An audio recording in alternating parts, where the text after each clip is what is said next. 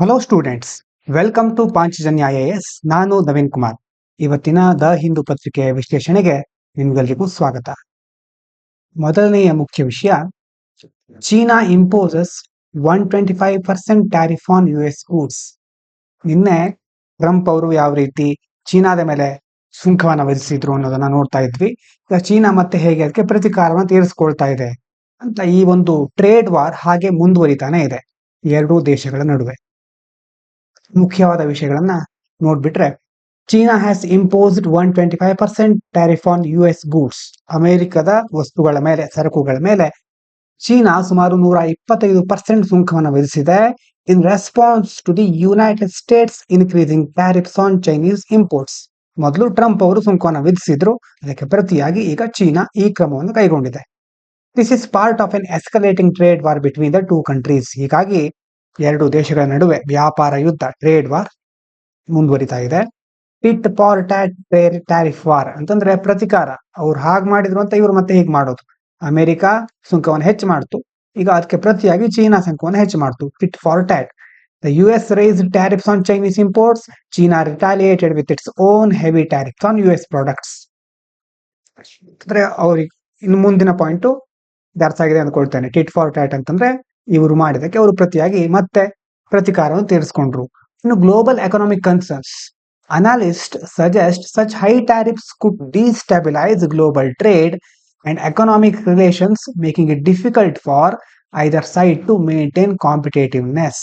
ಅಂತಂದ್ರೆ ಇಂತಹ ಒಂದು ಜಾಗತಿಕ ಸುಂಕಗಳು ಅಥವಾ ಇಂತಹ ಎರಡು ದೊಡ್ಡ ದೊಡ್ಡ ದೇಶಗಳು ಈ ರೀತಿ ಪರಸ್ಪರ ಸುಂಕವನ್ನು ವಿಧಿಸಿಕೊಳ್ತಾ ಇದ್ರೆ ಜಾಗತಿಕ ಮಟ್ಟದಲ್ಲಿ ವ್ಯಾಪಾರ ಮತ್ತೆ ಆರ್ಥಿಕ ಸಂಬಂಧ ಅಸ್ಥಿರಗೊಳ್ತಾ ಹೋಗುತ್ತೆ, ಮತ್ತೆ ಎರಡೂ ದೇಶಗಳು ಸ್ಪರ್ಧಾತ್ಮಕತೆಯನ್ನು ಕಾಪಾಡಿಕೊಳ್ಳಿಕ್ಕೆ ಕಷ್ಟ ಆಗತ್ತೆ ಅಂತ ತಜ್ಞರು ಹೇಳಿದ್ದಾರೆ. ಇದಾದ ನಂತರ ನಮ್ಮ ದೇಶಕ್ಕೆ ಸಂಬಂಧಪಟ್ಟ ಹಾಗೆ ಒಂದು ವಿಷಯ ಇದೆ. Industrial output growth slows to 2.9% in February. ಬೇರೆ ಬೇರೆ ಉದ್ಯಮಗಳು ಮತ್ತೆ ಮ್ಯಾನುಫ್ಯಾಕ್ಚರಿಂಗ್ ಸೆಕ್ಟರ್ ಅನ್ನ ಕನ್ಸಿಡರ್ ಮಾಡಿದ್ರೆ India's industrial output growth slowed to 2.9% in February 2025. ಫೆಬ್ರವರಿ 2025ರಲ್ಲಿ ನಮ್ಮ ದೇಶದ ಕೈಗಾರಿಕಾ ಉತ್ಪಾದನೆ ಬೆಳವಣಿಗೆಯ ದರ 2.9%ಕ್ಕೆ ಇಳಿದಿದೆ. Marking its lowest rate in 6 months. 6 ತಿಂಗಳಲ್ಲೇ ಅತ್ಯಂತ ಕಡಿಮೆ ದರ ಇದು, according to ministry of statistics and programme implementation. ಡೇಟಾವನ್ನ ಬಿಡುಗಡೆ ಮಾಡಿರೋರು ಯಾರು? ಅಂಕಿಅಂಶ ಮತ್ತು ಕಾರ್ಯಕ್ರಮವನ್ನು ಅನುಷ್ಠಾನಗೊಳಿಸುವ ಸಚಿವಾಲಯ, ministry of statistics and programme implementation. Small ಆಗಿ ಅದಕ್ಕೆ MOSPI ಅಂತಾನು ಸಹ ಕರೀತಾರೆ. ಇನ್ನು sector wise slow down. The fall was mainly due to weaker performance in mining 1.6% and manufacturing sectors. ಈ ಒಂದು ನಿಧಾನಗತಿ ಅಥವಾ ಈ ಬೆಳವಣಿಗೆ ದರ ಯಾಕೆ ಕಡಿಮೆ ಆಗಿದೆ ಅಂತಂದ್ರೆ ಮುಖ್ಯವಾಗಿ ಗಣಿಗಾರಿಕೆಯಲ್ಲಿ ಮತ್ತೆ ಉತ್ಪಾದನಾ ಕ್ಷೇತ್ರದಲ್ಲಿ ಹೆಚ್ಚು ಕುಸಿತವನ್ನ ಕಾಣ್ತಾ ಇದ್ದಾವೆ. ಹಾಗಾಗಿ ಏನಾಗ್ತಾ ಇದೆ, ಒಟ್ಟು ವಲಯದಲ್ಲಿ ಇಂಡಸ್ಟ್ರಿಯಲ್ ಗ್ರೋತ್ ಅಲ್ಲಿ ಕಡಿಮೆ ಒಂದು ಪರ್ಫಾರ್ಮೆನ್ಸ್ ಕಾಣ್ತಾ ಇದೆ compare to higher growth rates last year. ಹಿಂದಿನ ವರ್ಷಕ್ಕೆ ಹೋಲಿಸಿದ್ರೆ ಇದು ಬಹಳ ಕಡಿಮೆ ಆಗಿದೆ. Electricity and capital goods dip. ಅದರ ಜೊತೆಗೆ electricity production slowed to 3.6% from 7.6% a year ago. ಮೊದಲು ಹಿಂದಿನ ವರ್ಷ 7.6% ಅಷ್ಟು ವಿದ್ಯುತ್ ಉತ್ಪಾದನೆ ಆಗ್ತಾ ಇತ್ತು. ಆ ಒಂದು ಉತ್ಪಾದನೆಯ ದರ ಎಷ್ಟಾಗಿದೆ ಈಗ 3.6%ಗೆ ಇಳಿದಿದೆ. ಇನ್ನು ವೈಲ್ ಕ್ಯಾಪಿಟಲ್ ಗೂಡ್ಸ್ ಔಟ್ಪುಟ್, ಬೇರೆ ಬೇರೆ ಬಂಡವಾಳ ಸರಕುಗಳ ಉತ್ಪಾದನೆ ಗ್ರೂ ಅಟ್ 8.2%. ಅದರ ಬೆಳವಣಿಗೆ ದರ 8.2ರಷ್ಟಿದೆ, lower than 1.7% in the same month last year. ಹಿಂದಿನ ವರ್ಷದ ಇದೇ ಮಂತ್ಗೆ ಹೋಲಿಸಿದ್ರೆ, ಫೆಬ್ರವರಿಗೆ ಹೋಲಿಸಿದ್ರೆ ಸುಮಾರು 1.7% ಅಷ್ಟು ಇಳಿಕೆಯಾಗಿದೆ ಇದರಲ್ಲಿ. ಇನ್ನು ಮುಂದಿನ ವಿಷಯ, dire efforts. Conservation argument for resurrecting dire wolf is not credible. ವಿಜ್ಞಾನ ತಂತ್ರಜ್ಞಾನ ಎಷ್ಟು ಮುಂದುವರೆದಿದೆ ಅಂತಂದ್ರೆ ಎಷ್ಟೋ ವರ್ಷಗಳ ಹಿಂದೆ ಎಕ್ಸ್ಟಿಂಕ್ಟ್ ಆಗಿದ್ದಂತಹ ಅಂತಂದ್ರೆ ಸಂಪೂರ್ಣವಾಗಿ ನಿರ್ನಾಮಗೊಂಡಿದ್ದಂತಹ ಎಷ್ಟು ಪ್ರಾಣಿಗಳನ್ನ ನಾವು ಜೀನ್ ಎಡಿಟಿಂಗ್ ಮೂಲಕ ಮತ್ತೆ ಈಗ ಸೃಷ್ಟಿ ಮಾಡಬಹುದು. Colossal Bioscience is trying to bring back extinct animals. ಉದಾಹರಣೆಗೆ woolly mammoth, dire wolf, using advanced gene editing, claiming it can help fight climate change. ಇಲ್ಲೊಂದು ಟರ್ಮ್ ಬಂದಿದೆ, ಕೊಲೋಸಲ್ ಬಯೋಸೈನ್ಸ್. ಕೊಲೋಸಲ್ ಅಂತಂದ್ರೆ ದೊಡ್ಡ ಮಟ್ಟದಲ್ಲಿ ಅಂತ, ಅಂದ್ರೆ ಸರಿಯಾಗಿ ಅದಕ್ಕೆ ಈ ಒಂದು ಟರ್ಮಿಗೆ ಎಕ್ಸಾಕ್ಟ್ ಆಗಿ ನಂಗೆ ವರ್ಡ್ ಸಿಕ್ಕಿಲ್ಲ. ಕೊಲೋಸಲ್ ಬಯೋಸೈನ್ಸ್ ಏನ್ ಮಾಡ್ತಾ ಇದೆ ಅಂತಂದ್ರೆ ಉಣ್ಣೆಯಂತಹ ಮ್ಯಾಮತ್ ಅಂತಂದ್ರೆ ಹುಲಿ ಮ್ಯಾಮತ್ ಅಂತ ಕರೀತೇವೆ. ಮತ್ತೆ ಭಯಾನಕವಾದ ತೋಳಗಳು ಬಹಳ ಸಾವಿರಾರು ವರ್ಷಗಳ ಹಿಂದೆ ಇತ್ತು ಇವು. ಅವು ಆ ಒಂದು ಅಳಿವಿನಂಚಿನಲ್ಲಿ ಇದ್ದಂತಹ ಆ ಪ್ರಾಣಿಗಳನ್ನ ಈಗ ಮತ್ತೆ ಈಗಾಗಲೇ ಅಳಿವಿನಂಚು ಅಂತಲ್ಲ, ಈಗಾಗಲೇ ಎಕ್ಸ್ಟಿಂಕ್ಟ್ ಆಗಿರುವಂತಹ ಪ್ರಾಣಿಗಳನ್ನ ಯಾವುದ್ರ ಮೂಲಕ, ಅಡ್ವಾನ್ಸ್ಡ್ ಜೀನ್ ಎಡಿಟಿಂಗ್, ಹೊಸ ಜೀನ್ ಎಡಿಟಿಂಗ್ ಟೆಕ್ನಾಲಜಿಯ ಮೂಲಕ ಮತ್ತೆ ಅವುಗಳನ್ನ ತರ್ತಾ ಇದ್ದಾರೆ, ತಯಾರು ಮಾಡ್ತಾ ಇದ್ದಾರೆ, ಮರಳಿ ತರಲಿಕ್ಕೆ ಪ್ರಯತ್ನ ಮಾಡ್ತಾ ಇದ್ದಾರೆ. ಇದರಿಂದ ಏನಾಗುತ್ತೆ ಹಾಗಾದ್ರೆ, ವಿಜ್ಞಾನಿಗಳು ಹೇಳೋ ಪ್ರಕಾರ it can help fight climate change, ಅಂತಂದ್ರೆ ಹವಾಮಾನ ಬದಲಾವಣೆ ವಿರುದ್ಧ ಹೋರಾಡ್ಲಿಕ್ಕೆ ಸಹಾಯ ಆಗುತ್ತೆ ಇದರಿಂದ ಅಂತ ಹೇಳ್ತಾ ಇದ್ದಾರೆ. Idea is that big animals can restore grasslands, ಅಂತಂದ್ರೆ ಇಂತಹ ದೊಡ್ಡ ದೊಡ್ಡ ಪ್ರಾಣಿಗಳಿದೆಯಲ್ವಾ, ಇವರು ತಮ್ಮ ಚಟುವಟಿಕೆಗಳ ಮೂಲಕ ಮತ್ತೆ ಹುಲ್ಲುಗಾವಲುಗಳ ಸಂಖ್ಯೆಯನ್ನ ಪ್ರಮಾಣವನ್ನು ಹೆಚ್ಚಿಸಬಹುದು. Which wood reduce harmful gases like methane let speed up global warming. ಹಾಗಾಗಿ ಆ ಹುಲ್ಲುಗಾವಲುಗಳಿಂದ, ಹಸಿರು ವಲಯಗಳ ಹೆಚ್ಚುವಿಕೆಯಿಂದ ಮೀಥೇನ್ ಅಂತ ಅನಿಲಗಳ ಒಂದು ಪ್ರಮಾಣ ವಾತಾವರಣದಲ್ಲಿ ಕಡಿಮೆ ಆಗಬಹುದು. ಅದರಿಂದ ಏನಾಗುತ್ತೆ, ಗ್ಲೋಬಲ್ ವಾರ್ಮಿಂಗ್ ಕಡಿಮೆ ಆಗುತ್ತೆ. Scientist made hybrid animal by editing few jeans. ಈಗ ವಿಜ್ಞಾನಿಗಳು ಕೆಲವು ಜೀನ್ಗಳನ್ನ ಎಡಿಟ್ ಮಾಡೋದ್ರ ಮೂಲಕ ಹೈಬ್ರಿಡ್ ಪ್ರಾಣಿಗಳನ್ನು ತಯಾರಿಸ್ತಾ ಇದ್ದಾರೆ. But experts say it is not really Dyer wolf, ಅಂತಂದ್ರೆ ಈಗ ಅಷ್ಟು ವರ್ಷಗಳ ಹಿಂದಿರುವಂತಹ ಆ ತೋಳಗಳೇ ಈಗ ಸೃಷ್ಟಿ ಆಗ್ತಾ ಇಲ್ಲ. Just a strange looking part wolf creature that has not passed strict test. ಅಂತಂದ್ರೆ ಆ ಒಂದು ಪ್ರಾಣಿ ಹಾಗೆ ಇದೆ ಅಷ್ಟೇ, ಕೆಲವೊಂದು ಗುಣಲಕ್ಷಣಗಳನ್ನ. ಪಾರ್ಟ್ ವುಲ್ಫ್ ಕ್ರಿಯೇಚರ್, ಕೆಲವು ಭಾಗಗಳು ವಿಚಿತ್ರವಾಗಿ ಕಾಣ್ತಾ ಇದೆ, ಅದು ಭಾಗಶಃ ಆ ರೀತಿ ಇದೆ, ಸಂಪೂರ್ಣವಾಗಿ ಆ ಒಂದು ಉಲ್ಫೆ ಇದು ಅಂತ ಹೇಳಲಿಕ್ಕೆ ಆಗೋದಿಲ್ಲ. Many experts believe this project is more about publicity than real conservation. ಎಷ್ಟೋ ಜನ ಏನ್ ಹೇಳ್ತಾ ಇದ್ದಾರೆ ಅಂತಂದ್ರೆ, ವಿಜ್ಞಾನಿಗಳು ತಮ್ಮ ಪಬ್ಲಿಸಿಟಿಯನ್ನ ಜಾಸ್ತಿ ಮಾಡ್ಕೊಳ್ಳಿಕ್ಕೋಸ್ಕರ, ಅಂತಂದ್ರೆ ಈಗ ಇಂತಹ ಒಂದು ಸಂಶೋಧನೆಯನ್ನ ಮಾಡಿದ್ದೇವೆ, ಈ ರೀತಿ ಜಗತ್ತಿಗೆ ನಾವು ಹೆಲ್ಪ್ ಮಾಡ್ತಾ ಇದ್ದೇವೆ, ಹೀಗೆ ಹಲವಾರು ಬೇರೆ ಬೇರೆ ರಾಜಕೀಯ ವ್ಯಕ್ತಿಗಳಿರ್ಬಹುದು ಇದ್ರ ಹಿಂದೆ, ಅಥವಾ ಬೇರೆ ಬೇರೆ ವಿಜ್ಞಾನಿಗಳ ಒಂದು ಒಕ್ಕೂಟ ಇರಬಹುದು, ಅವರೆಲ್ಲ ಸೇರ್ಕೊಂಡು ಪಬ್ಲಿಸಿಟಿಯನ್ನ ಹೆಚ್ಚು ಮಾಡ್ಕೊಳ್ಳಿಕ್ಕೆ ಈ ಪ್ರಾಜೆಕ್ಟ್ ಅನ್ನ ಅಥವಾ ಈ ಒಂದು ವಿಷಯವನ್ನ ಮುಂದಿಡ್ತಾ ಇದ್ದಾರೆ ಹೊರತು ಇದರಿಂದ ರಿಯಲ್ ಕನ್ಸರ್ವೇಷನ್, ನಿಜವಾಗ್ಲಿಯೂ ದೊಡ್ಡ ಮಟ್ಟದಲ್ಲಿ ಪರಿಸರದ ಸಂರಕ್ಷಣೆ ಆಗೋದಿಲ್ಲ. And feel money should be spent on protecting existing animals and habitat instead. ಹಾಗಾಗಿ ಇವ್ರು ಹೇಳ್ತಾ ಇರೋದು ಏನಂತಂದ್ರೆ, ಏನೋ ಒಂದು ಹೊಸದಾಗಿ ಮೊದ್ಲು ಯಾವಾಗಲೂ ಏನಾಗಿರೋದು ಸಂಪೂರ್ಣವಾಗಿ ಎಕ್ಸ್ಟಿಂಕ್ಟ್ ಆಗಿರುವಂತದ್ದನ್ನ ಮತ್ತೆ ಸೃಷ್ಟಿ ಮಾಡೋ ಬದಲು ಇರುವಂತಹ ಜೀವಿಗಳನ್ನ ಉಳಿಸ್ಕೊಳ್ಳೋದ್ರ ಮೇಲೆ ಹೆಚ್ಚು ಹಣವನ್ನು ಖರ್ಚು ಮಾಡಿದ್ರೆ ಒಳ್ಳೆಯದು, ಅದ್ರ ಮೇಲೆ ಹೆಚ್ಚು ಫೋಕಸ್ ಮಾಡಿದ್ರೆ ಮುಂದಿನ ದಿನಗಳಲ್ಲಿ ನಮ್ಗೆ ಒಳ್ಳೇದಾಗಬಹುದು. ಹಾಗಾಗಿ ಅದ್ರ ಮೇಲೆ ಫೋಕಸ್ ಮಾಡೋಣ ಅಂತ ಕೆಲವು ತಜ್ಞರು ಹೇಳ್ತಾ ಇದ್ದಾರೆ. ಇದಾದ ನಂತರ ಕೆಳಗಡೆ ಬಂದ್ರೆ, the Beijing India report as milestone and opportunity. Beijing India report ಅಂತ ರಿಪೋರ್ಟ್ ಬಿಡುಗಡೆ ಆಗಿದೆ. ಅದರ ಪ್ರಕಾರ ಏನೇನು ಮುಖ್ಯವಾದ ಅಂಶಗಳು ಅಂತ ನೋಡೋಣ. Beijing India report highlights gender issues like inequality, women's health, education and safety, showing how important these area for countries progress. ಒಂದು ದೇಶ ಪ್ರಗತಿಯನ್ನು ಹೊಂದಬೇಕಾದ್ರೆ ಅದರಲ್ಲಿ ಅಸಮಾನತೆ ಸಂಪೂರ್ಣವಾಗಿ ನಿರ್ನಾಮ ಆಗಬೇಕು, ಸಮಾನತೆ ಎಲ್ಲ ಕಡೆ ಬರಬೇಕು. ವಿಮೆನ್ಸ್ ಹೆಲ್ತ್, ಮಹಿಳೆಯರ ಆರೋಗ್ಯ ಸಹ ಅಷ್ಟೇ ಮುಖ್ಯವಾಗಿರುತ್ತೆ. ಎಜುಕೇಶನ್ ಇರಬೇಕು, ಸೇಫ್ಟಿ ಇರಬೇಕು. ಎಲ್ಲ ವಿಷಯಗಳು ಇದ್ದಾಗ ಮಾತ್ರ ಒಂದು ದೇಶ ಉನ್ನತ ಮಟ್ಟಕ್ಕೆ ಹೋಗ್ಲಿಕ್ಕೆ ಸಾಧ್ಯ. Climate change effect women more. ಮುಖ್ಯವಾಗಿ ಹವಾಮಾನ ಬದಲಾವಣೆ ಮಹಿಳೆಯರ ಮೇಲೆ ಹೆಚ್ಚು ಪರಿಣಾಮವನ್ನು ಬೀಳ್ತಾ ಇದೆ, ಎಸ್ಪೆಷಲಿ ಇನ್ ಫಾರ್ಮಿಂಗ್ ಏರಿಯಾಸ್, ಅದರಲ್ಲೂ ಮುಖ್ಯವಾಗಿ ಕೃಷಿ ಕ್ಷೇತ್ರದಲ್ಲಿ. Because they depend on natural resources for daily life. ಯಾಕಂದ್ರೆ ಆ ಮಹಿಳೆಯರು ತಮ್ಮ ದಿನನಿತ್ಯದ ಅವಶ್ಯಕತೆಗಾಗಿ ನೈಸರ್ಗಿಕ ಸಂಪನ್ಮೂಲಗಳನ್ನು ಅವಲಂಬಿಸಿರ್ತಾರೆ. And they face extra challenges during disaster like floods or droughts. ಹಾಗಾಗಿ ಒಂದು ಬರಗಾಲ ಬಂದ್ರೆ, ಯಾವುದೇ ಪ್ರವಾಹ ಬಂದಾಗ ಹೆಚ್ಚು ಚಾಲೆಂಜಸ್ ಅನ್ನ, ಸವಾಲುಗಳನ್ನ ಎದುರಿಸುವವರು ಮುಖ್ಯವಾಗಿ ಕೃಷಿಯಲ್ಲಿ ಇರುವವರು, ಅದರಲ್ಲೂ ಮಹಿಳೆಯರು. Women play a big role in climate adaptation. ಈಗ ಹವಾಮಾನ ಬದಲಾವಣೆ ಆಗ್ತಾ ಇದ್ದ ಹಾಗೆ ಅದಕ್ಕೆ ಹೊಂದಾಣಿಕೆ ಮಾಡ್ಕೊಳ್ಬೇಕಾದ ಅವಶ್ಯಕತೆ ಇರುತ್ತೆ. ಹಾಗಾಗಿ ಅದರಲ್ಲೂ ಸಹ ಮಹಿಳೆಯರ ಪಾತ್ರ ಬಹಳ ಪ್ರಮುಖವಾಗಿದೆ. ಅವರು ಯಾವ ರೀತಿ ಪ್ರಮುಖ ಪಾತ್ರವನ್ನು ವಹಿಸ್ತಾರೆ ಅಂತಂದ್ರೆ, ಬೈ ಮ್ಯಾನೇಜಿಂಗ್ ವಾಟರ್, ಇಡೀ ಒಂದು ಕುಟುಂಬಕ್ಕೆ ಬೇಕಾದಂತಹ ನೀರಿನ ಮೂಲಗಳನ್ನ ಸಂರಕ್ಷಿಸೋದ್ರಲ್ಲಿ, ಅದನ್ನ ನಿರ್ವಹಿಸೋದ್ರಲ್ಲಿ. Farming and taking care of families during tough times, but they are often left out decision making.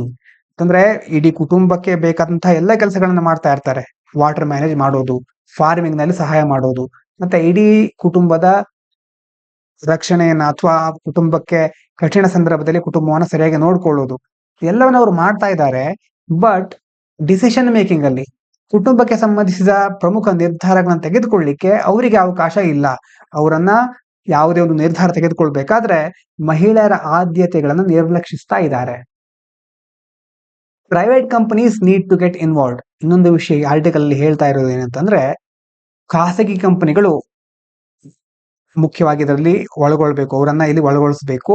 In climate action ಅಂತಂದ್ರೆ ಈ ಒಂದು ಹವಾಮಾನ ಬದಲಾವಣೆಗೆ ಸಂಬಂಧಪಟ್ಟ ಬೇರೆ ಬೇರೆ ಕಾರ್ಯಗಳಲ್ಲಿ ಪ್ರೈವೇಟ್ ಕಂಪನಿಗಳನ್ನ ಇನ್ವಾಲ್ವ್ ಮಾಡಬೇಕು. ಅವರು ಯಾವ ಮೂಲಕ ಅಂತಂದ್ರೆ by supporting women, creating job opportunities, providing safety services, raising awareness about climate risk. ಈ ಪ್ರೈವೇಟ್ ಕಂಪನಿಗಳು ಮಹಿಳೆಯರಿಗೆ ಸಪೋರ್ಟ್ ಮಾಡೋದ್ರ ಮೂಲಕ, ಬೇರೆ ಬೇರೆ ಉದ್ಯೋಗಗಳನ್ನು ಸೃಷ್ಟಿಸೋದ್ರ ಮೂಲಕ, ಮತ್ತೆ ಸೇಫ್ಟಿ ಸರ್ವಿಸಸ್, ಸುರಕ್ಷತೆಯ ಕೆಲವೊಂದು ಸೇವೆಗಳನ್ನು ನೀಡಬೇಕು. ಮತ್ತೆ ಎಲ್ಲ ಕಡೆ ಈ ವಿಷಯದ ಬಗ್ಗೆ ಜಾಗೃತಿಯನ್ನ ಮೂಡಿಸೋದಕ್ಕೂ ಸಹ ಪ್ರೈವೇಟ್ ಕಂಪನಿಗಳ ಪಾತ್ರ ದೊಡ್ಡದಿದೆ. ಅದರ ಮೂಲಕ ಕ್ಲೈಮೇಟ್ ರಿಸ್ಕ್ ಅನ್ನ ತಡಿಬಹುದು. There is a need for better government policies. ಅದೇ ರೀತಿ ಸರಿಯಾದ ಸರ್ಕಾರದ ನೀತಿಗಳ ಅವಶ್ಯಕತೆಯೂ ಸಹ ಇದೆ. And team work between public, ಮುಖ್ಯವಾಗಿ ಜನರಲ್ಲಿ ಮತ್ತೆ ಪ್ರೈವೇಟ್ ಕಂಪನಿ ಹಾಗೂ ಕಮ್ಯುನಿಟಿ ಗ್ರೂಪ್, ಸಮುದಾಯಗಳಲ್ಲಿ ಸರ್ಕಾರ, ಸಾರ್ವಜನಿಕರು, ಪ್ರೈವೇಟ್ ಖಾಸಗಿ ಸಂಸ್ಥೆಗಳು ಹಾಗೂ ಒಟ್ಟು ಕಮ್ಯುನಿಟಿ ಎಲ್ಲಾ ಸಮುದಾಯಗಳ ನಡುವೆ ಒಂದು ಟೀಮ್ ವರ್ಕ್ ನ ಅಗತ್ಯ ಇದೆ. ಎಲ್ಲರೂ ಒಗ್ಗಟ್ಟಾಗಿ ಕಾರ್ಯನಿರ್ವಹಿಸಬೇಕು. Protect women and make them part of climate and development plans. ಎಲ್ಲರೂ ಒಗ್ಗಟ್ಟಾಗಿ ಸಮರ್ಥವಾಗಿ ಕಾರ್ಯನಿರ್ವಹಿಸಿದಾಗ ಮಹಿಳೆಯರಿಗೆ ಬೇಕಾದ ಕ್ರಮಗಳನ್ನ ಕೈಗೊಳ್ಳಲಿಕ್ಕೆ ಸಾಧ್ಯ ಆಗುತ್ತೆ. ಆ ಮೂಲಕ ಅವರನ್ನ ಬೇರೆ ಬೇರೆ ದುಷ್ಪರಿಣಾಮಗಳಿಂದ ರಕ್ಷಿಸಲಿಕ್ಕೆ, ಆ ರೀತಿ ಮುಂದಿನ ದಿನಗಳಲ್ಲಿ ಅಭಿವೃದ್ಧಿಯನ್ನು ಸಾಧಿಸಲಿಕ್ಕೆ ಸಹಾಯ ಆಗತ್ತೆ. ಇದಾದ ನಂತರ ಮುಂದಿನ ವಿಷಯ DRDO ಈ ಕಡೆ ಇದೆ, ತೋರಿಸ್ತೀನಿ. DRDO does release trials of long range glide bomb. Defence research and development organisation DRDO ಏನ್ ಮಾಡ್ತಾ ಇದೆ ಅಂತಂದ್ರೆ, has successfully completed release trials of 1000 kg long range glide bomb named Gaurav. ಹೆಸರು ನೆನ್ಪಿಟ್ಕೊಳ್ಳಿ, ಫಿಲ್ಮ್ಸ್ಗೆ ಇಂಪಾರ್ಟೆಂಟ್ ಆಗಿರುತ್ತೆ. ಗೌರವ್ ಅನ್ನುವಂತಹ ಲಾಂಗ್ ರೇಂಜ್ ಗ್ಲೈಡ್ ಬಾಂಬ್ ಅನ್ನ ಸಕ್ಸಸ್ಫುಲ್ ಆಗಿ ಟೆಸ್ಟ್ ಮಾಡಿದೆ. ಸುಮಾರು 1000 kg ತೂಕ ಇದೆ.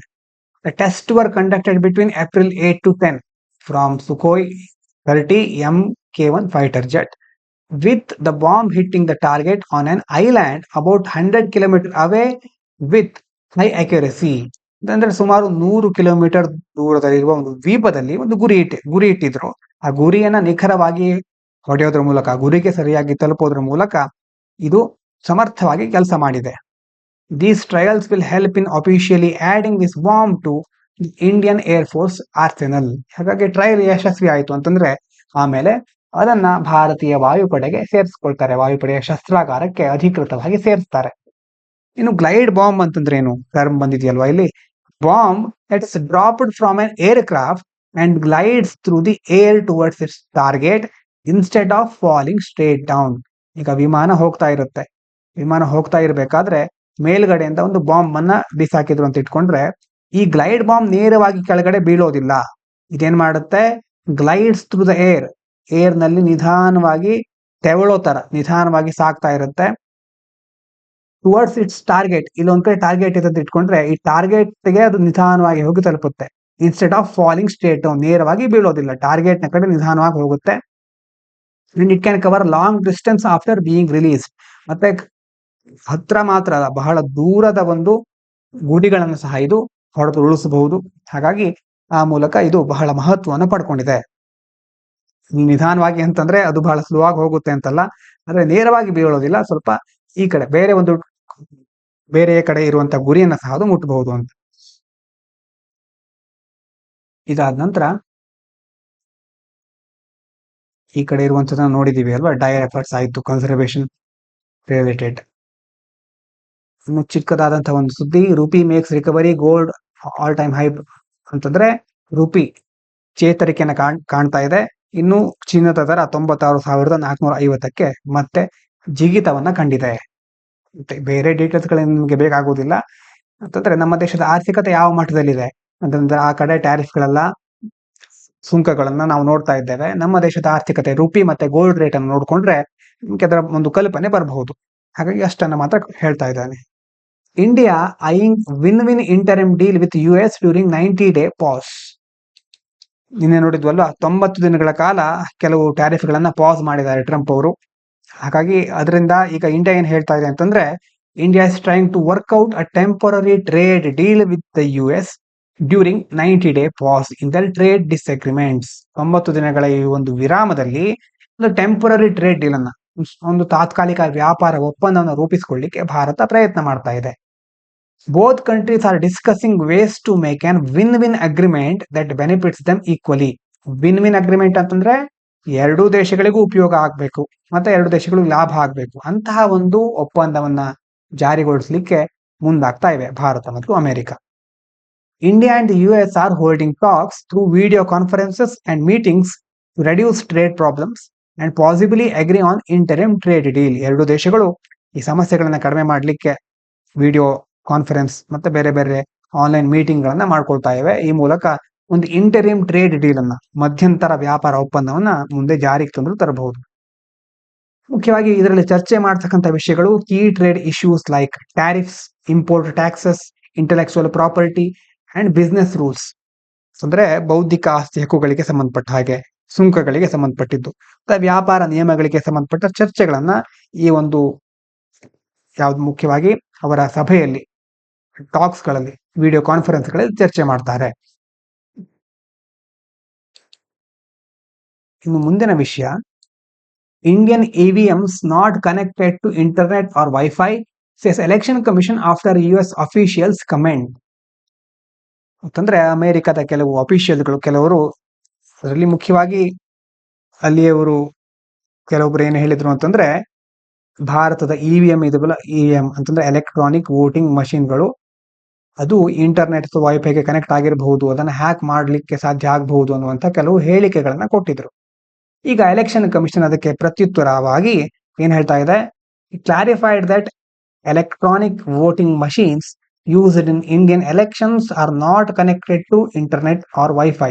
ಇಂಟರ್ನೆಟ್ಗೂ ಕನೆಕ್ಟ್ ಆಗಿರೋದಿಲ್ಲ, ವೈಫೈಗೂ ಕನೆಕ್ಟ್ ಆಗಿರೋದಿಲ್ಲ, making them safe from hacking. ಹಾಗಾಗಿ ಹೊರಗಡೆ ಯಾವುದೇ ಸಂಪರ್ಕ ಇಲ್ಲದೆ ಇರೋದ್ರಿಂದ ಅದನ್ನ ಹ್ಯಾಕ್ ಮಾಡ್ಲಿಕ್ಕೆ ಆಗೋದಿಲ್ಲ.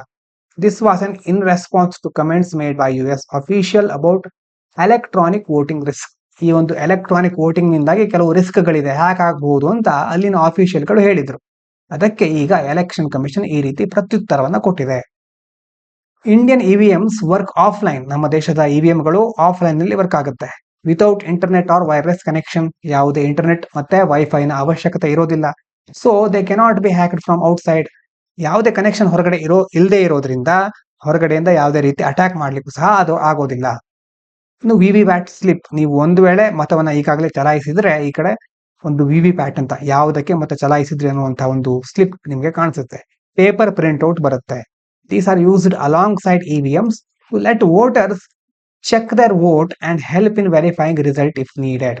ಅಂದ್ರೆ ಒಂದು ವೇಳೆ ತಾವು ಹಾಕಿದ ಮತ ಆ ಪಕ್ಷಕ್ಕೆ ಹೋಗಿ ತಲುಪಿದ್ಯಾ ಅನ್ನೋದನ್ನ ಖಚಿತಪಡಿಸಿಕೊಳ್ಳಿಕ್ಕೆ VVPAT ವ್ಯವಸ್ಥೆಯು ಸಹ ಮಾಡಿದ್ದೇವೆ ಅಂತ ಎಲೆಕ್ಷನ್ ಕಮಿಷನ್ ಹೇಳಿದೆ.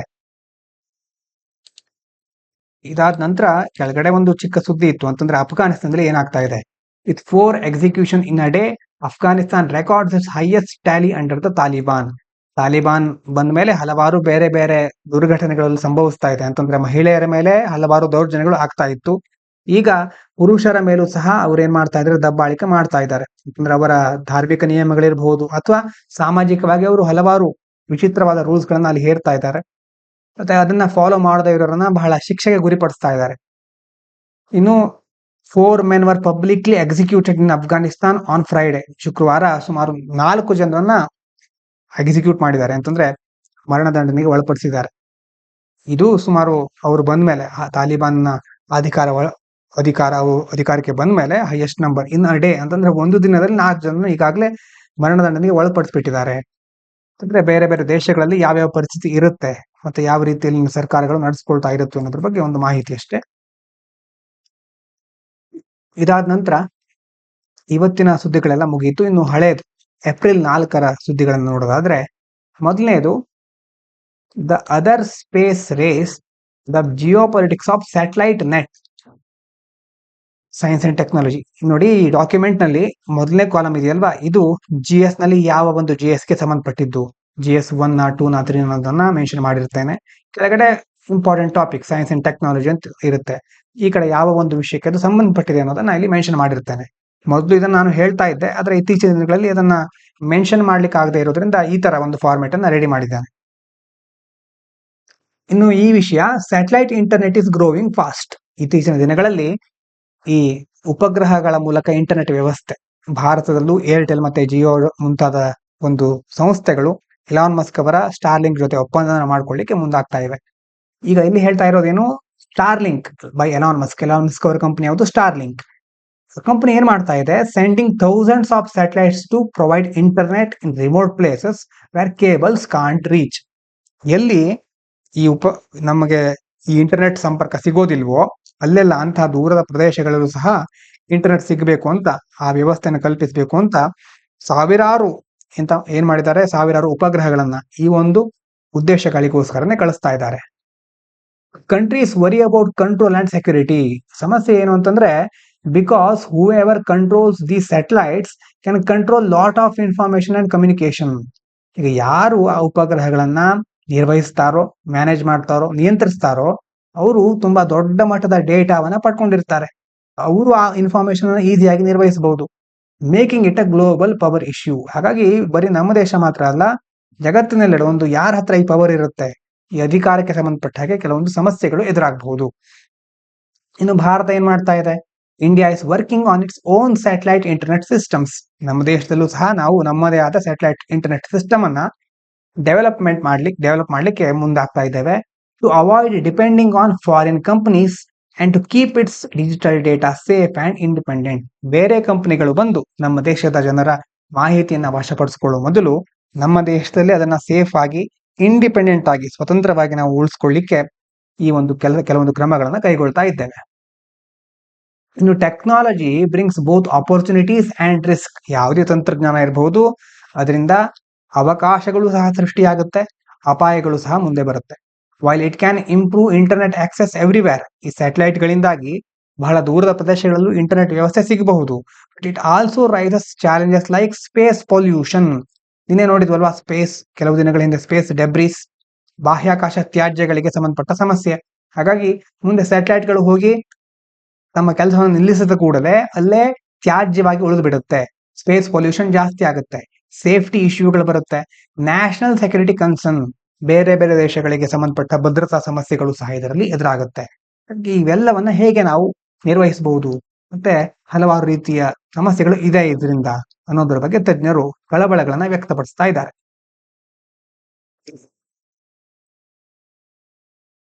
ಇನ್ನು ಎಡಿಟೋರಿಯಲ್ ಇಲ್ಲಿ ನೋಡೋದಾದ್ರೆ, ಚಿಕ್ಕ ಎಡಿಟೋರಿಯಲ್, ಇನ್ಸ್ಟಂಟ್ ಇನ್ಜಸ್ಟಿಸ್. ಏನ್ ಹೇಳ್ತಾರೆ ಇದರಲ್ಲಿ, ಕೆಲವೊಂದು ಕಡೆ ಏನ್ ಮಾಡ್ತಾ ಇದ್ದಾರೆ, police and authorities in some states are demolishing houses as punishment. ಶಿಕ್ಷೆ ಅಂತ ಮನೆಗಳನ್ನ ಕೆಡವು ಬಿಡೋದು, ಬುಲ್ಡೋಸರ್ ಹಾಕಿ ತೆಗೆದು ಬಿಡೋದು. ನಾಟ್ ಜಸ್ಟ್ ಫಾರ್ ಕ್ರೈಮ್ಸ್, ಇದೇನು ದೊಡ್ಡ ಅಪರಾಧಗಳಿಗೆ ಈ ರೀತಿ ಮಾಡ್ತಾ ಇಲ್ಲ, but also for people protesting or opposing the government. ಸರ್ಕಾರವನ್ನ ವಿರೋಧಿಸಿಬಿಟ್ರು ಅಥವಾ ಅದರ ಬಗ್ಗೆ ಪ್ರತಿಭಟನೆ ಮಾಡಿದ ಮಾತ್ರಕ್ಕೆ ಏನ್ ಮಾಡ್ತಾ ಇದ್ದಾರೆ, ಮನೆಗಳನ್ನ ಕೆಡವು ಬಿಡೋದು. Often without proper legal process. ಯಾವುದೇ ಸರಿಯಾದ ಕಾನೂನು ಪ್ರಕ್ರಿಯೆಗಳು ಇರೋದಿಲ್ಲ, ನೇರವಾಗಿ ಏನ್ ಮಾಡೋದು, ಮನೆಯನ್ನ ಕೆಡವು ಬಿಡೋದು. ಸುಪ್ರೀಂ ಕೋರ್ಟ್ ಏನ್ ಹೇಳಿದೆ ಅಂತಂದ್ರೆ, Supreme Court criticise this unfair practice in a case from Uttar Pradesh where homes were destroyed without notice. Supreme Court ಉತ್ತರ ಪ್ರದೇಶದಲ್ಲಿ ಆದಂತಹ ಒಂದು ಘಟನೆಯ ಕುರಿತಾಗಿ ತೀವ್ರವಾಗಿ ಟೀಕಿಸಿದೆ ಆ ಒಂದು ಘಟನೆಯನ್ನ. ಅಲ್ಲಿ ಏನಾಗಿತ್ತು ಅಂತಂದ್ರೆ, ಯಾವುದೇ ನೋಟಿಸ್ ಇಲ್ಲದೆ ಮನೆಯನ್ನ ಡಿಸ್ಟ್ರಾಯ್ ಮಾಡಿಬಿಟ್ಟಿದ್ರು, ಕೆಡವು ಬಿಟ್ಟಿದ್ರು. Calling it a violation of people's right to shelter and legal protection. ಜನರಿಗೂ ಸಹ ಏನಿರುತ್ತೆ, right to shelter and legal protection. ಅವರಿಗೆ ಕಾನೂನಾತ್ಮಕವಾಗಿ ರಕ್ಷಣೆ ಇರುತ್ತೆ, ಅದರ ಜೊತೆ ಅವರ ಆಶ್ರಯ ಹಕ್ಕಿರುತ್ತೆ. ಆ ಹಕ್ಕು ಈಗ ಉಲ್ಲಂಘನೆ ಆಗ್ತಾ ಇದೆ ಅಂತ ಸುಪ್ರೀಂ ಕೋರ್ಟ್ ಹೇಳಿದೆ. Court reminded that every one is innocent until proven guilty. ಅಂದ್ರೆ ಏನು, ತಪ್ಪಿತಸ್ಥರು ಅಂತ ಸಾಬೀತಾಗುವವರ ತನಕ ಎಲ್ಲರೂ ಸಹ ನಿರಪರಾಧಿಗಳೇ. ಹಾಗಾಗಿ ಅಲ್ಲಿ ತನಕ ಅವರ ಮೇಲೆ ಬೇರೆ ಬೇರೆ ಶಿಕ್ಷೆಯನ್ನ ಕೈಗೊಳ್ಳುವ ಒಂದು ಅಧಿಕಾರ ಯಾರಿಗೂ ಇರೋದಿಲ್ಲ. And no one should be punished without fair trial. ಸರಿಯಾದ ವಿಚಾರಣೆ ಆಗೋ ತನಕ ಯಾರಿಗೂ ಶಿಕ್ಷೆ ಆಗ್ಬಾರ್ದು. As this is against the basic law of land. ಯಾಕಂತಂದ್ರೆ ಇದು ಈ ಒಂದು ನೆಲದ ಕಾನೂನಿಗೆ ವಿರುದ್ಧ. Despite court rulings, this dangerous trend of instant illegal punishment is spreading. ಆದ್ರೂ ಸಹ ಸರ್ಕಾರ ಏನ್ ಮಾಡ್ತಾ ಇದೆ, ಕೆಲವೊಂದು ರಾಜ್ಯಗಳಲ್ಲಿ ಬೇರೆ ಬೇರೆ ಪೊಲೀಸರು ಇರಬಹುದು, ಅಲ್ಲಿನ ರಾಜ್ಯ ಸರ್ಕಾರ ಇರಬಹುದು, ಸುಪ್ರೀಂ ಕೋರ್ಟಿನ ಮಾತನ್ನ ತಲೆಗೆ ಹಾಕೊಳ್ಳದೆ ತಮ್ಮ ಕ್ರಮಗಳನ್ನ ಮುಂದುವರಿಸ್ತಾ ಇದ್ದಾರೆ. Which shows poor governance and ಥ್ರೆಟನ್ಸ್ the rule of law of India. ಅಂತಂದ್ರೆ ಇದರಿಂದಾಗಿ ನಮ್ಮ ದೇಶದಲ್ಲಿ ಆಡಳಿತಕ್ಕೆ ಸಂಬಂಧಪಟ್ಟ ಕೆಲವೊಂದು ತೊಡಕುಗಳಿದೆ, ಮತ್ತೆ ರೂಲ್ ಆಫ್ ಲಾ, ಕಾನೂನಿನ ಕೆಲವು ನಿಯಮಗಳಿಗೆ ತೊಂದರೆ ಆಗ್ತಾ ಇದೆ ಅನ್ನೋದು ಇದರಿಂದ ನಮಗೆ ಗೊತ್ತಾಗ್ತಾ ಇದೆ. ಇದಾದ ನಂತರ ಡೇಟಾ ಅಂಡ್ ಫೆಡರಲಿಸಮ್ ಏನ್ ಹೇಳ್ತಾರೆ ಅಂತಂದ್ರೆ, reliable data build trust. Centre ಮತ್ತೆ ಸ್ಟೇಟ್ ಒಕ್ಕೂಟ ವ್ಯವಸ್ಥೆ ಅಂತ ಕರಿತೀವಲ್ವಾ, ಫೆಡರಲಿಸಮ್. ಕೇಂದ್ರ ಸರ್ಕಾರ ಇರುತ್ತೆ, ರಾಜ್ಯ ಸರ್ಕಾರ ಇರುತ್ತೆ, ಸ್ಟೇಟ್ ಗೌರ್ಮೆಂಟ್. ಇದು ಎರಡರ ನಡುವೆ ಸರಿಯಾಗಿ ಎಲ್ಲವನ್ನ ನಿಭಾಯಿಸ್ಕೊಂಡು ಹೋಗ್ಲಿಕ್ಕೆ ನೀತಿ ಆಯೋಗ್ಸ್ ನ್ಯೂ ಪೋರ್ಟಲ್. ಈ ಪೋರ್ಟಲ್ ಹೆಸರೇನು ಅಂತಂದ್ರೆ ಸ್ಟೇಟ್ಸ್ ಎಕನಾಮಿಕ್ ಫೋರಂ ಅಂತ. ಇದನ್ನ ಒಟ್ಟಾಗಿ ಡೆವಲಪ್ ಮಾಡಿರೋದು ನೀತಿ ಆಯೋಗ. ಅದರ ಜೊತೆ national council of applied economic research, NCAER ಅಂತ ಕರೀತೇವೆ. ನೀತಿ ಮತ್ತೆ NCAER ಇದೆರಡು ಒಟ್ಟಾಗಿ ಸೇರ್ಕೊಂಡು ಸ್ಟೇಟ್ಸ್ ಎಕನಾಮಿಕ್ ಫೋರಂ ಅನ್ನ ಡೆವಲಪ್ ಮಾಡಿದೆ. ಈ ಒಂದು ಪೋರ್ಟಲ್ ಮೂಲಕ ಏನ್ ಮಾಡ್ತಾರೆ, it shares clear and steady data about states. ಪ್ರತಿ ರಾಜ್ಯದ ಟ್ಯಾಕ್ಸ್ ಇನ್ಕಮ್ ಇರಬಹುದು, ಸ್ಕೂಲ್ ರೇಟ್ಸ್, ಜಾಬ್ಸ್ ಅಂಡ್ ಬೇರೆ ಬೇರೆ ಇನ್ಫಾರ್ಮೇಶನ್ ಅನ್ನ ಈ ಪೋರ್ಟಲ್ ಮೂಲಕ ಶೇರ್ ಮಾಡ್ತಾರೆ. Which helps in honest discussion between the centre and the states. ಕೇಂದ್ರ ಸರ್ಕಾರ ಮತ್ತೆ ರಾಜ್ಯ ಸರ್ಕಾರಗಳ ನಡುವೆ ಪ್ರಾಮಾಣಿಕವಾಗಿ ಚರ್ಚೆ ಆಗಲಿಕ್ಕೆ ಇದರಿಂದ ಸಹಾಯ ಆಗುತ್ತೆ. Helps solve centre state issues. ಕೇಂದ್ರ ಮತ್ತೆ ರಾಜ್ಯ ಸರ್ಕಾರಗಳ ನಡುವಿನ ಸಮಸ್ಯೆಗಳನ್ನ ಪರಿಹರಿಸಲಿಕ್ಕೆ ಸಹಾಯ ಆಗುತ್ತೆ. This data is useful during debates on how to share money and political power. ಯಾವಾಗ ಇದು ಹೆಲ್ಪ್ ಆಗುತ್ತೆ ಅಂತಂದ್ರೆ, ಅಧಿಕಾರ ಮತ್ತೆ ಹಣವನ್ನ ಯಾವ ರೀತಿ ಹಂಚ್ಕೊಳ್ಬೇಕು, ಯಾವುದಕ್ಕೆ ಕೇಂದ್ರಕ್ಕೆ ಹೆಚ್ಚು ಹಣ ಹೋಗ್ಬೇಕಾ, ರಾಜ್ಯಗಳಿಗೆ ಹೆಚ್ಚು ಹಣ ಹೋಗ್ಬೇಕಾ ಅನ್ನೋದ್ರ ಬಗ್ಗೆ ಚರ್ಚೆಗಳಾಗ್ತಾ ಇರಬೇಕಾದ್ರೆ ಹೆಲ್ಪ್ ಆಗುತ್ತೆ. Especially when southern States feel they are treated ಅನ್ಫೇರ್ಲಿ. ನಾವು ಹೇಳ್ತಾ ಇರ್ತೀವಲ್ವಾ, ದಕ್ಷಿಣ ಭಾರತದ ರಾಜ್ಯಗಳು ಒಳ್ಳೆಯ ಒಂದು ಪರ್ಫಾರ್ಮೆನ್ಸ್ ಅನ್ನ ಹಲವಾರು ವಿಷಯಗಳಲ್ಲಿ ತೋರಿಸ್ತಾ ಇವೆ, ಆದರೆ ಅದರ ಪ್ರಯೋಜನವೆಲ್ಲ ಪಡ್ಕೊಳ್ತಾ ಇರೋದು ಉತ್ತರದ ರಾಜ್ಯಗಳು. ಹಾಗಾಗಿ ಈ ಸಂದರ್ಭದಲ್ಲಿ ದಕ್ಷಿಣದ ರಾಜ್ಯಗಳಿಗೆ ಸಮಾಧಾನ ಆಗುವ ರೀತಿಯಲ್ಲಿ ಸರ್ಕಾರ ಕ್ರಮಗಳನ್ನು ಕೈಗೊಳ್ಳಿಕ್ಕೆ ಸಾಧ್ಯ ಆಗಬಹುದು ಅಂತ ಹೇಳ್ತಾ ಇದ್ದಾರೆ. Better planning and fairness. Using updated and uniform data can help make fair policies for resource distribution, representation and development. ಅಂತಂದ್ರೆ ಅಪ್ಡೇಟ್ ಆಗಿರುವ ಡೇಟಾ ಸಿಗುತ್ತೆ, ಇನ್ಫಾರ್ಮೇಶನ್ ಚೆನ್ನಾಗಿರುತ್ತೆ, ಮತ್ತೆ ಯೂನಿಫಾರ್ಮ್ ಡೇಟಾ ಎಲ್ಲ ರಾಜ್ಯಗಳಿಗೆ ಆ ಒಂದು ಡೇಟಾದ ಮಾಹಿತಿ ಸಿಗುತ್ತೆ, ಏಕರೂಪವಾದ ಎಲ್ಲ ರೀತಿಯ ಡೇಟಾ ಇರುತ್ತೆ. ಪಾಲಿಸಿ ಮೇಕಿಂಗ್ ಅಲ್ಲಿ, ನೀತಿಗಳನ್ನ ರೂಪಿಸೋದ್ರಲ್ಲಿ, ರಿಸೋರ್ಸ್ ಡಿಸ್ಟ್ರಿಬ್ಯೂಷನ್ ಸಂಪನ್ಮೂಲಗಳ ಹಂಚಿಕೆಯಲ್ಲಿ, ರೆಪ್ರೆಸೆಂಟೇಷನ್ ಪ್ರತಿನಿಧಿತ್ವವನ್ನು ಕೊಡೋದರಲ್ಲಿ, ಮತ್ತೆ ಬೆಳವಣಿಗೆಯಲ್ಲಿ, ಎಲ್ಲ ಒಂದು ವಿಭಾಗಗಳಲ್ಲಿ ನಾವು ಉತ್ತಮವಾಗಿ ಈ ಒಂದು ಬೇರೆ ಬೇರೆ ರಾಜ್ಯ ಮತ್ತೆ ಕೇಂದ್ರ ಸರ್ಕಾರದ ನಡುವೆ ನಡೆಯುವಂತ ಕೆಲವೊಂದು ಯೋಜನೆಗಳ ಈಸಿಯಾಗಿ ನಾವು ರೂಪಿಸ್ಕೊಳ್ಬಹುದು, ಅದನ್ನ ಚೆನ್ನಾಗಿ ಇಂಪ್ಲಿಮೆಂಟೇಷನ್ ಮಾಡಬಹುದು. Reduces political fights with shared facts. Both central and state governments can work together better, reducing blame games and promoting cooperation. ಹೀಗಾಗಿ ಶೇರ್ಡ್ ಫ್ಯಾಕ್ಟ್, ಎರಡು ಜನರ ಹತ್ರ, ಜನರು ಅಂತಂದ್ರೆ ಕೇಂದ್ರ ಸರ್ಕಾರ, ರಾಜ್ಯ ಸರ್ಕಾರ ಎರಡರ ಬಳಿಯೂ ಮಾಹಿತಿ ಇರುತ್ತೆ. ಹಾಗಾಗಿ ಒಬ್ಬರ ಮೇಲೆ ಇನ್ನೊಬ್ರು ದೋಷಾರೋಪಣೆ ಮಾಡೋದು, ನೀವ್ ಹೀಗ್ ಮಾಡಿದ್ರಿ, ನಾವ್ ಹಾಗೆ ಮಾಡಿದ್ವಿ ಅನ್ನುವಂತ ಕೆಲವೊಂದು ಆರೋಪಗಳನ್ನ ಹೇರೋದು ತಪ್ಪುತ್ತೆ. ಒಟ್ಟಾಗಿ ಕೆಲಸ ಮಾಡ್ಲಿಕ್ಕೆ ಇದರಿಂದ ಹೆಲ್ಪ್ ಆಗುತ್ತೆ. ಆದ್ರೆ ಯಾವ ರೀತಿ ಇದು ಪರಿಣಾಮಕಾರಿತ್ವ, ಸರಿಯಾಗಿ ಪರಿಣಾಮವನ್ನು ಬೀರುತ್ತಾ ಅನ್ನೋದನ್ನ ನಾವು ಮುಂದಿನ ದಿನಗಳಲ್ಲಿ ನೋಡ್ಬೇಕು ಅಷ್ಟೇ. ಇದಾದ ನಂತರ ಕೆಳಗಡೆ compassion in primary health care. Here is what it looks like in India. ಪ್ರಾಥಮಿಕ ಆರೋಗ್ಯ ವ್ಯವಸ್ಥೆ ಮತ್ತೆ ಆರೋಗ್ಯಕ್ಕೆ ಸಂಬಂಧಪಟ್ಟ ಹಾಗೆ ಕೆಲವು ಅಂಶಗಳನ್ನ ಪ್ರಸ್ತಾಪ ಮಾಡಿದ್ದಾರೆ. Compassion in health care is very important. ಸಹಾನುಭೂತಿ, ಆರೋಗ್ಯ ಸೇವೆಯನ್ನು ನೀಡಬೇಕಾದ್ರೆ ಸಹಾನುಭೂತಿ ಅನ್ನೋದು ಬಹಳ ಇಂಪಾರ್ಟೆಂಟ್. ಏನು ಸಹಾನುಭೂತಿ ಅಂತಂದ್ರೆ, it means understanding people's problems, ಜನರ ಸಮಸ್ಯೆಗಳನ್ನ ಅರ್ಥ ಮಾಡಿಕೊಳ್ಳೋದು. ಶೋಯಿಂಗ್ ಕೇರ್, ಕಾಳಜಿ ವಹಿಸೋದು. ಟೇಕಿಂಗ್ ಆಕ್ಷನ್, ನಮಗೆ ಅರ್ಥ ಮಾಡಿಕೊಳ್ಳೋದು ಮಾತ್ರ ಅಲ್ಲ, ಅದಕ್ಕೆ ಸಂಬಂಧಪಟ್ಟ ಹಾಗೆ ಒಳ್ಳೆಯ ಕ್ರಮಗಳನ್ನ ಕೈಗೊಳ್ಳೋದು, ಸರಿಯಾಗಿ ಅವರಿಗೆ ಸಹಾಯ ಮಾಡೋದು. Especially in difficult situation like disaster R serious illness. Covid ಅಂತಹ ಕೆಲವೊಂದು ಸಮಸ್ಯೆಗಳು ಬರಬಹುದು. ಆವಾಗ ಎಲ್ಲರೂ ಸಹ ಮನೆಯಲ್ಲಿರ್ತಾರೆ. ಮನೆಯಲ್ಲಿದ್ದಾಗ ಅವರಿಗೆ ಬೇಕಾದ ವ್ಯವಸ್ಥೆಗಳು ಸರಿಯಾಗಿ ಸಿಕ್ಕೋದಿಲ್ಲ. ಆವಾಗ ಒಬ್ರಿಗೊಬ್ರು ಸಹಾಯ ಮಾಡ್ಲೇಬೇಕಾಗತ್ತೆ. ಕೇವಲ ಸರ್ಕಾರ, ಕಂಪನಿಗಳನ್ನ ನಂಬ್ಕೊಂಡ್ರೆ ಸಾಕಾಗೋದಿಲ್ಲ. ಪ್ರತಿಯೊಬ್ಬರು ಸಹ ಅಲ್ಲಿ ಸಹಕಾರವನ್ನ ವ್ಯಕ್ತಪಡಿಸಬೇಕಾಗತ್ತೆ. ಅಂತಹ ಸಂದರ್ಭದಲ್ಲಿ ಕಂಪ್ಯಾಷನ್ ಅನ್ನೋದು, ಸಹಾನುಭೂತಿ ಅನ್ನೋದು ಬಹಳ important. Primary health care in India is huge. ನಮ್ಮ ದೇಶದಲ್ಲಿ ಪ್ರಾಥಮಿಕ ಆರೋಗ್ಯ ಸೇವಾ ವಲಯ ಇದೆಯಲ್ವಾ, ಇದು ದೊಡ್ಡ ಮಟ್ಟದಲ್ಲಿದೆ. With lakhs of small clinics, ಚಿಕ್ಕ ಚಿಕ್ಕ ಕ್ಲಿನಿಕ್ಗಳು ಲಕ್ಷಗಟ್ಟಲೆ ಇದೆ. PHs, ಪ್ರೈಮರಿ ಹೆಲ್ತ್ ಕೇರ್ ಸೆಂಟರ್ಗಳು, ಮತ್ತೆ ಕಮ್ಯುನಿಟಿ ಹೆಲ್ತ್ ಕೇರ್ ಸೆಂಟರ್ಗಳು, ಇದೆಲ್ಲ ಏನ್ ಮಾಡ್ತಾ ಇದೆ? ಸರ್ವಿಂಗ್ ಕ್ರೋರ್ಸ್ ಆಫ್ ಪೀಪಲ್, ಕೋಟಿಗಟ್ಟಲೆ ಜನರಿಗೆ ಸಹಾಯ ಸೇವೆಯನ್ನ ಮಾಡ್ತಾ ಇವೆ. But often lakhs personal connection and understanding of community needs. ಈ ಒಂದು ಸಂಸ್ಥೆಗಳಿದ್ರು, ಯಾವ್ದ್ಯಾವ್ದು ಪ್ರೈಮರಿ ಹೆಲ್ತ್ ಕೇರ್ ಸೆಂಟರ್ಗಳು, ಇವೆಲ್ಲ ಇದ್ರು ಪರ್ಸನಲ್ ಕನೆಕ್ಷನ್, ಮುಖ್ಯವಾಗಿ ವೈಯಕ್ತಿಕವಾಗಿ ಅಥವಾ ಕೆಲವು ಜನರಿಗೆ ಏನೇನು ಸಮಸ್ಯೆಗಳಿದೆ ಅನ್ನೋದನ್ನ, ಮಾನಸಿಕವಾಗಿರಬಹುದು. ಇತ್ತೀಚಿನ ದಿನಗಳಲ್ಲಿ ನೀವು ಸ್ಟ್ರೆಸ್ ಮತ್ತೆ ಡಿಪ್ರೆಷನ್ ಇಂತಹ ಸಮಸ್ಯೆಗಳು ಜಾಸ್ತಿ ಆಗ್ತಾ ಇದೆ. ಅವುಗಳನ್ನ ಅರ್ಥ ಮಾಡ್ಕೊಳ್ಳಿಕ್ಕೆ, ಮತ್ತೆ ಕಮ್ಯುನಿಟಿ ನೀಡ್ಸ್, ಸಮುದಾಯಕ್ಕೆ ಏನೇನು ಅವಶ್ಯಕತೆ ಇದೆ ಅನ್ನೋದನ್ನ ಅರ್ಥ ಮಾಡ್ಕೊಳ್ಳೋದ್ರಲ್ಲಿ ಪ್ರಾಥಮಿಕ ಆರೋಗ್ಯ ಕೇಂದ್ರಗಳು ಹಿಂದೆ ಬಿದ್ದಿವೆ ಅಂತ ಹೇಳ್ತಾ ಇದ್ದಾರೆ. ಆದ್ರೆ ಗುಡ್ ಎಕ್ಸಾಂಪಲ್ ಎಕ್ಸಿಸ್ಟ್. ಕೆಲವೊಂದು ಕಡೆ ಒಳ್ಳೆ ರೀತಿಯಲ್ಲಿ ಸಹ ಕಾರ್ಯ ನಡೀತಾ ಇದೆ. Like Amrit clinics in Rajasthan, treating tough cases locally. Local ಆಗಿ ಅಂತಂದ್ರೆ ದೊಡ್ಡ ಊರಿಗೆ, ದೊಡ್ಡ ಸಿಟಿಗೆ ಹೋಗ್ಬೇಕು ಅಂತಿಲ್ಲ, ಇರುವಂತಹ ಸಣ್ಣ ಊರಿನಲ್ಲೇ ಏನ್ ಮಾಡಬಹುದು, ಈ ಅಮೃತ್ ಕ್ಲಿನಿಕ್ಗಳ ಮೂಲಕ ಅವ್ರು ಏನ್ ಮಾಡ್ತಾ ಇದ್ದಾರೆ, ಗಂಭೀರ ಸಮಸ್ಯೆಗಳನ್ನ ನಿವಾರಿಸ್ತಾ ಇದ್ದಾರೆ. ಆಶಾ ವರ್ಕರ್ಸ್ ಇನ್ ಗುಜರಾತ್ ಹೆಲ್ಪಿಂಗ್ ವೈಲೆನ್ಸ್ ಸರ್ವೈವರ್ಸ್. ಮತ್ತೆ ಗುಜರಾತ್ ನಲ್ಲಿ ಬೇರೆ ಬೇರೆ ಹಿಂಸಾಚಾರದಿಂದ ಬದುಕುಳಿದವರಿಗೆ ಆಶಾ ಕಾರ್ಯಕರ್ತರು ಸಹಾಯ ಮಾಡ್ತಾ ಇದ್ದಾರೆ. And Tamil Nadu well trained health system handling disasters quickly and smoothly. ಇನ್ನು ತಮಿಳುನಾಡಿನಲ್ಲಿ ಬೇರೆ ಬೇರೆ ಸಿಸ್ಟಮ್ಗಳಿದೆ, ಅಂತಂದ್ರೆ ಆರೋಗ್ಯ ವ್ಯವಸ್ಥೆಗಳಿದೆ. ಅಲ್ಲಿ ಏನ್ ಮಾಡ್ತಾ ಇದ್ದಾರೆ, ಸುಶಿಕ್ಷಿತ ಅಂತಂದ್ರೆ ಅವರಿಗೆ ಸರಿಯಾದ ತರಬೇತಿಯನ್ನ ಕೊಡ್ತಾ ಇದ್ದಾರೆ.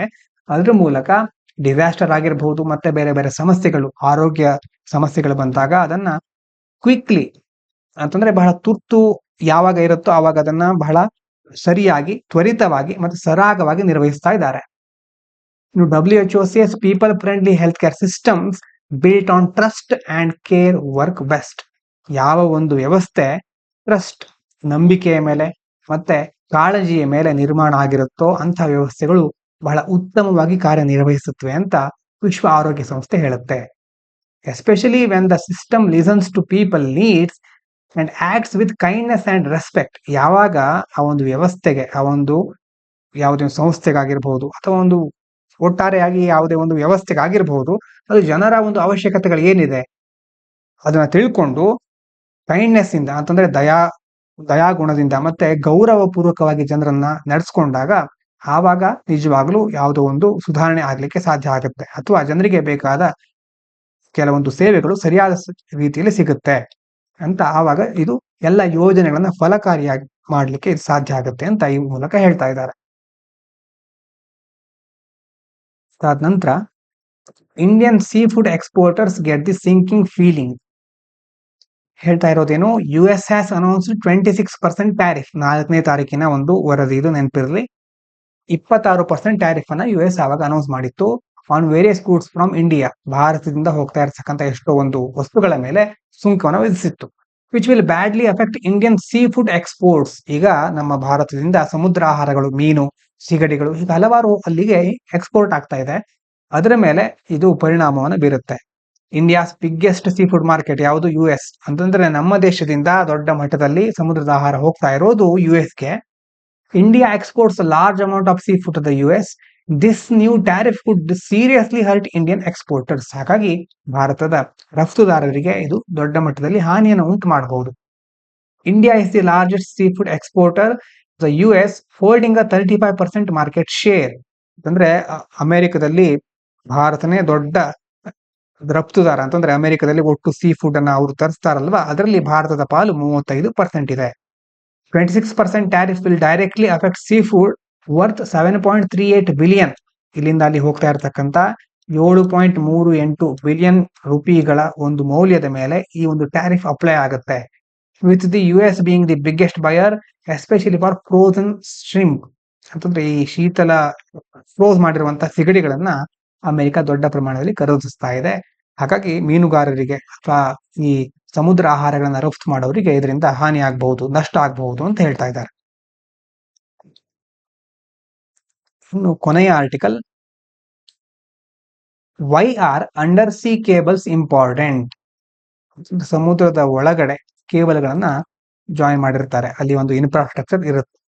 Under C cables carry most of the world's internet data ಅಂತಂದ್ರೆ ನಾವೀಗ ಮೊಬೈಲ್ ಅನ್ನ ಯೂಸ್ ಮಾಡ್ತಾ ಇರ್ತೇವೆ, ನಮಗೆ ಅದು ಟವರ್ ಇಂದ ಬಂದಿರಬಹುದು, ಬೇರೆ ಬೇರೆ ಈಗ ಆಪ್ಟಿಕಲ್ ಫೈಬರ್ ಕೇಬಲ್ಗಳು ಅಂತ ಹೇಳ್ತೇವೆ. ಈಗ ಜಿಯೋ ಫೈಬರ್ ನಿಮ್ ಕಡೆ ಇರಬಹುದು, ಏರ್ಟೆಲ್ ಏರ್ ಫೈಬರ್ ಅಂತ ಹೇಳ್ತಾರೆ ಅದಕ್ಕೆ, ಅಂತಂದ್ರೆ ಯಾವುದೋ ಒಂದು ಹೆಸರಿದೆ ಅಲ್ವಾ. ಏರ್ಟೆಲ್ ಅವರು ಸಹ ಜಿಯೋ ಫೈಬರ್ ರೀತಿಯಲ್ಲೇ ಮನೆ ಮನೆಗಳಿಗೆ ಕೇಬಲ್ ಮೂಲಕ ಇಂಟರ್ನೆಟ್ ವ್ಯವಸ್ಥೆನ ಕಳಿಸ್ತಾ ಇದ್ದಾರೆ. ಇನ್ನು FTTH ಅಂತ ಕೆಲವೊಂದು ಕಡೆ ಕರೀತಾರೆ. ಈ ವ್ಯವಸ್ಥೆಗಳಿಂದ ನಾವು ಇಂಟರ್ನೆಟ್ ಅನ್ನ ಪಡ್ಕೊಳ್ತಾ ಇದ್ದೇವೆ. ಆದ್ರೆ ಇಂಟರ್ನೆಟ್ ಎಲ್ಲ ಬರೋದು ಮುಖ್ಯವಾಗಿ ಅಂತಂದ್ರೆ ನಮಗೆ ಆ ಮಾಹಿತಿ ಬರೋದು ಸರ್ವರ್ಗಳಿಂದ. ಸರ್ವರ್ಗಳಿರೋದು ಯಾವ್ದ್ಯಾವ್ದೋ ದೂರದ ದೇಶಗಳಲ್ಲಿ. ಆ ದೂರದ ದೇಶಗಳು ಸಮುದ್ರದ ಆಚೆಗಿರುತ್ತವೆ. ಅವ್ರೇನ್ ಮಾಡ್ತಾರೆ, ಸಮುದ್ರದ ಒಳಗಡೆ ಕೇಬಲ್ ಅನ್ನ ಪಾಸ್ ಮಾಡಿ ಅದ್ರ ಮೂಲಕ ಇಂಟರ್ನೆಟ್ ವ್ಯವಸ್ಥೆನ ನಮ್ಗೆ ಕಳಿಸ್ತಾರೆ. ಮಾಹಿತಿ ಬರುವುದು ಸಮುದ್ರದ ಒಳಗಡೆ ಇರುವಂತಹ ಕೇಬಲ್ಗಳಿಂದ. Under C cables carry most of the world's internet data. ಆ ಸಮುದ್ರದ ಒಳಗಡೆ ಇರುವಂತಹ ಕೇಬಲ್ಗಳಿಂದ ದೊಡ್ಡ ಮಟ್ಟದ ಇಂಟರ್ನೆಟ್ ಡೇಟಾ ಪಾಸ್ ಆಗ್ತಾ ಇದೆ. Connecting countries through fibre optic cables laid under the sea. ಅದನ್ನ ಸಮುದ್ರದ ಒಳಗಡೆ ಸಂಪರ್ಕಗೊಳಿಸಿದ್ದಾರೆ. India has 2 main landing hubs. ಭಾರತದಲ್ಲಿ 2 ಕಡೆ, ಮುಂಬೈಯಲ್ಲಿ, ಈ ಕಡೆ ಚೆನ್ನೈಯಲ್ಲಿ 2 ಕಡೆ ನಾವು ಕೇಬಲ್ ಅನ್ನ ಕನೆಕ್ಟ್ ಮಾಡ್ಕೊಳ್ಳಿಕ್ಕೆ ಲ್ಯಾಂಡಿಂಗ್ ಹಬ್ ಗಳನ್ನ ಆಲ್ರೆಡಿ ಎಸ್ಟಾಬ್ಲಿಷ್ ಮಾಡಿದ್ದೇವೆ. India's international internet capacity it growing ಅಂತಂದ್ರೆ ಭಾರತದ ಬೇರೆ ಬೇರೆ ಅಂತಾರಾಷ್ಟ್ರೀಯ ಇಂಟರ್ನೆಟ್ ಸಾಮರ್ಥ್ಯ ಬೆಳೀತಾ ಇದೆ. With new cables like Airtel to Africa Pearls and SEA-MEWE6 ಈ ಒಂದು ಯೋಜನೆಗಳ ಮೂಲಕ ನಮ್ಮ ಒಂದು ವ್ಯಾಪ್ತಿ ಜಾಸ್ತಿ ಆಗ್ತಾ ಇದೆ. Experts warn this may not be enough as data usage keep rising fast. ಆದ್ರೆ ಇಷ್ಟು ಸಾಕಾಗೋದಿಲ್ಲ, ಯಾಕಂದ್ರೆ ಮಾಹಿತಿಯ ಬಳಕೆ, ಡೇಟಾ ಯೂಸೇಜ್ ದಿನದಿಂದ ದಿನಕ್ಕೆ ಜಾಸ್ತಿ ಆಗ್ತಾ ಇದೆ ಅಂತ ಎಕ್ಸ್ಪರ್ಟ್ಗಳು ಹೇಳ್ತಾ ಇದ್ದಾರೆ. India faces risk if under C cables are cut. ಒಂದು ವೇಳೆ ಕೆಲವೊಂದ್ಸರಿ ಮಿಡ್ಲ್ ಕಟ್ ಆಗ್ಬಿಟ್ರೆ ಆವಾಗ ಏನಾಗುತ್ತೆ, ಇಂಟರ್ನೆಟ್ ಅಲ್ಲಿ ಸ್ಲೋ ಡೌನ್ ಆಗುತ್ತೆ, ದೊಡ್ಡ ಮಟ್ಟದಲ್ಲಿ ಅದು ಅಪಾಯವನ್ನು ಉಂಟು ಮಾಡುತ್ತೆ. Especially in areas like Red Sea ಅಂತ ಪ್ರದೇಶದಲ್ಲಿ ಕೇಬಲ್ ಕಟ್ ಆದಾಗ ನಮಗೆ ಅದು ಹಾನಿ ಆಗುತ್ತೆ. Past cable cuts have caused big internet problems. ಮೊದಲೆಲ್ಲ ಈ ಕೇಬಲ್ ಕಟ್ ಆಗಿದ್ರಿಂದ ದೊಡ್ಡ ದೊಡ್ಡ ಸಮಸ್ಯೆಗಳು ಉಂಟಾಗಿತ್ತು. And India has fewer cables than small places like Singapore.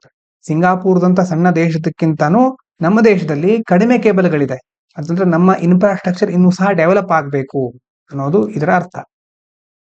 Laying and repairing cables in India is difficult. ಯಾಕೆ ಅದನ್ನ ಅಷ್ಟು ದೊಡ್ಡ ಮಟ್ಟದಲ್ಲಿ ಹಾಕ್ಲಿಕ್ಕೆ ಆಗ್ತಾ ಇಲ್ಲ ಅಂತಂದ್ರೆ because of too many government permissions. ಒಂದು ಸರ್ಕಾರದ ಪರ್ಮಿಷನ್ಗಳು, ಲೈಸೆನ್ಸ್ ಇರಬಹುದು, ಬೇರೆ ಬೇರೆ ಫೈಲ್ ಪಾಸ್ ಆಗೋದಿರ್ಬೋದು, ದೊಡ್ಡ ಮಟ್ಟದಲ್ಲಿ ಪರ್ಮಿಷನ್ ಬೇಕಾಗುತ್ತೆ. And lack of local repair ships. ಸ್ಥಳೀಯ ಮಟ್ಟದಲ್ಲಿ ಅದನ್ನು ರಿಪೇರ್ ಮಾಡಿಕೊಳ್ಳುವಂತಹ ವ್ಯವಸ್ಥೆಗಳು ಇರೋದಿಲ್ಲ. Making internet infrastructure slow to build and fix. ಹಾಗಾಗಿ ಆ ಒಂದು ಇಂಟರ್ನೆಟ್ ಮೂಲ ಸೌಕರ್ಯವನ್ನ ಬಿಲ್ಡ್ ಮಾಡ್ಲಿಕ್ಕೂ ಸಹ ಬೇಗವಾಗಿ ಆಗ್ತಾ ಇಲ್ಲ. ಒಂದು ವೇಳೆ ಹಾಳಾದ್ರೆ, ಯಾವ್ದು ಸಮಸ್ಯೆ ಆದ್ರೆ ಸಮಸ್ಯೆಯನ್ನ ನಿವಾರಿಸಲಿಕ್ಕೂ ಸಹ ಬೇಗ ಆಗ್ತಾ ಇಲ್ಲ. ಈ ಸಮಸ್ಯೆಗಳನ್ನ ನಾವು ಮೊದಲು ಪರಿಹರಿಸ್ಕೊಳ್ಬೇಕು. ಆಗ ಬೇರೆ ದೇಶಗಳ ಜೊತೆ ನಾವು ಸಹ ಸ್ಪರ್ಧೆಯನ್ನ ಕೊಡಬಹುದು ಆ ಇಂಟರ್ನೆಟ್ ಸಂಬಂಧಪಟ್ಟ ಹಾಗೆ. ಈಗ AI ಬರ್ತಾ ಇದೆ, ಹೊಸ ಹೊಸ ತಂತ್ರಜ್ಞಾನಗಳು AI ಬರ್ತಾ ಇದೆ, artificial intelligence, machine learning, quantum computing, ಹೀಗೆ ಎಲ್ಲ ಹೊಸ ಹೊಸ ಫೀಲ್ಡ್ಗಳು ಬರ್ತಾ ಇರ್ಬೇಕಾದ್ರೆ ಇಂಟರ್ನೆಟ್ ಅನ್ನೋದು ಬಹಳ ಮುಖ್ಯ. ಇದರ ಮೇಲೆ ಫೋಕಸ್ ಮಾಡಿದ್ರೆ ಮಾತ್ರ ಟೆಕ್ನಾಲಜಿ ಸಂಬಂಧಪಟ್ಟ ಹಾಗೆ ನಾವು ಹೊಸ ಹೊಸ ಆಧುನಿಕತೆಯಲ್ಲಿ ಬೇರೆ ಬೇರೆ ಕ್ರಮಗಳನ್ನ ಕೈಗೊಳ್ಳಬಹುದು, ಭಾರತವನ್ನ ಮುಂದೆ ತೆಗೆದುಕೊಂಡು ಹೋಗಬಹುದು. ಇವಿಷ್ಟು ಇವತ್ತಿನ ಮುಖ್ಯ ವಿಷಯಗಳು. ಇಷ್ಟು ಹೊತ್ತಿನ ತನಕ ಕೇಳಿದ ಎಲ್ಲರಿಗೂ ಧನ್ಯವಾದಗಳು. ಇದು ಪಾಂಚಜನ್ಯ IAS.